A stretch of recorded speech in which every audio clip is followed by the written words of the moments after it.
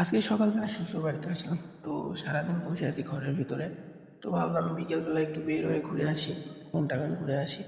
তো যে বলার সেই গাছ, বাগানের বের হয়ে যাওয়ার উদ্দেশ্যে বের হয়ে পড়ছি। তো গাছে দু একটা করে আমও পাকছে, তো ভাবলাম সেগুলোও পারবো। সেই জন্যই বের হয়ে পড়ছি, আম পারবো। আর গাছ পাকা আম খাইতেও মজা অনেক। তো হ্যালো এভরিওয়ান, আসসালামু আলাইকুম। সবাই কেমন আছেন? আশা করি সবাই ভালো আছেন। আপনাদের দোয়ায় আল্লাহর রহমতে আমিও অনেক ভালো আছি। তো যেটা বলতেছিলাম, আম পাড়ার জন্য বাগানে যাচ্ছি।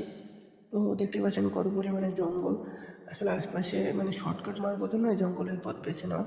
তো আমি বাগানের কাছে চলে আসছি। এই যে এখান থেকে শুরু, এখান থেকে পুরোটাই মানে আমার শ্বশুরের বাগান। তো এখানে এই গাছগুলো থেকে আম পারবো, দেখবো আগে পাকছে কিনা। তো সেজন্য আমি আম পাড়ার জন্য ইয়েও নিয়ে এসেছি, যে যদি পাকা আম দেখতে পাই তাহলে ওটা দিয়ে পারবো। তো এখানে একটা পাকা আম দেখছি, এখন দেখি পেরে পাকা হয় কিনা। তো আসলে আমটা পেরে দেখছি যে রূপালি আম, পাকে নাই, কালারই হয়েছে শুধু। তো আমি এখন আবার আরেক গাছের দিকে যাচ্ছি। তো এই গাছে আম পাকছে, এই গাছে শিওর পাকছে। তো আমি আবার আশপাশে দেখে নিচ্ছি, গাছে উঠতে হবে। তো আশপাশে ভালো করে দেখে নিচ্ছি যে কেউ আছে কিনা। আসলে শ্বশুর বাড়িতে আসছি, সেই জন্য আশপাশে দেখে নিচ্ছি। এভাবে গাছে উঠলে কেমন দেখায়, কেউ দেখলে কী ভাববে, এই জন্য। তো আসলে বানরের মতো গাছে উঠে পড়তেছি আমি। যদিও গাছটা উঠতে পারি না, তাহলে এটা ছোটো গাছ, সেই জন্য উঠলাম। উঠে একদম বাগরের মতো মাথায় উঠে পড়ছি, যে দেখি আম পাকছে কিনা। সেই জন্য ঝাঁকি দিচ্ছি আম গাছে, যে আম দু একটা পাকলে সে ঝাঁকি দিলে সেটা পড়ে যায়, সেই জন্য। তো আম পড়ছে, 4-5টা আম পড়ছে। তো আমি আবার জিজ্ঞেস করলাম নিচে যে আমগুলো পাকা কিনা। তো আমাকে বললো যে না, আমি আম পাকে নাই, এগুলো কাঁচা আম। তো আমি বললাম তাহলে কাঁচা আম কেন পারবো, তাহলে নেমে আসি। তো আমি আমার এখানে দেখলাম যে গাছে মনে হয় পাকা আমের মতো লাগবে, সেখানে আমি আবার জালিটা নিলাম যে দেখি পাকা কিনা। তো এখন দেখতেছি পাকা নাকি। তো আসলে আমি আম পেয়ে অবাক হয়ে গেছি যে এত সুন্দর কালার হয়েছে, কিন্তু আমটা মানে পাকেই নাই। এত সুন্দর কালার হয়েছে, আসলে কালারটা হয়েছে রোদের কারণে।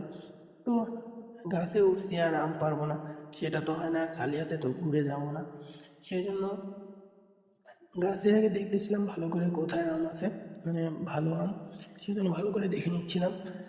আর গাছে উঠছি, তো আমি দেখলাম যে ওইখানে 2 জোপায় আম, মোটামুটি 10-12টা আম আছে। তো সেই আমগুলো পারবো। তো আমি সেই জন্য পেরে নিয়ে এখন নামতেছি। যদিও আমগুলো অনেক কাঁচা, তো পাকবে কিনা সেটাও জানি না। আর গাছে উঠছে এত কষ্ট করে, খালি হাতে নামবো, এটা কেমন দেখায়, সেই জন্য কাঁচা আম পেরে নিয়ে চলে আসতেছি। তো তোমাদেরকে দেখাবো। আসলে 2 জোপাতে মোটামুটি 15-16টা আম ছিল। তো পাড়ার সময় কয়েকটা আম ঝরে গেছে। তো আমি আফসোস করতেছিলাম যে আমগুলো ঝরে গেল, এত সুন্দর করে পারলাম এত কষ্ট করে। দেখতে পাচ্ছেন কত সুন্দর 1 জোপাতে, 2 জোপাতে আম। আসলে 1 জোপার আমগুলো সব ঝরে গেছে। ওখান থেকে আমি আবার বললাম তাহলে বাগানগুলো ঘুরে আসি, কেমন আম আছে। যদিও এই বছরে আম তেমন নাই, এই গাছটাতেই কিছু পরিমাণে আম আছে। তো ওখান থেকে আমি আবার এই পাড়ের গাছে চলে আসলাম। এবারে গাছে এসে দেখি আম দু একটা করে পাকছে। তো আসলে এই আমগুলো গোল গোল পাটুলের মতো। তো আসলে খাইতে ভালো লাগে, কিন্তু পাকছে, আমগুলো পাকছে। তো কয়েকটা পারলাম এখান থেকে।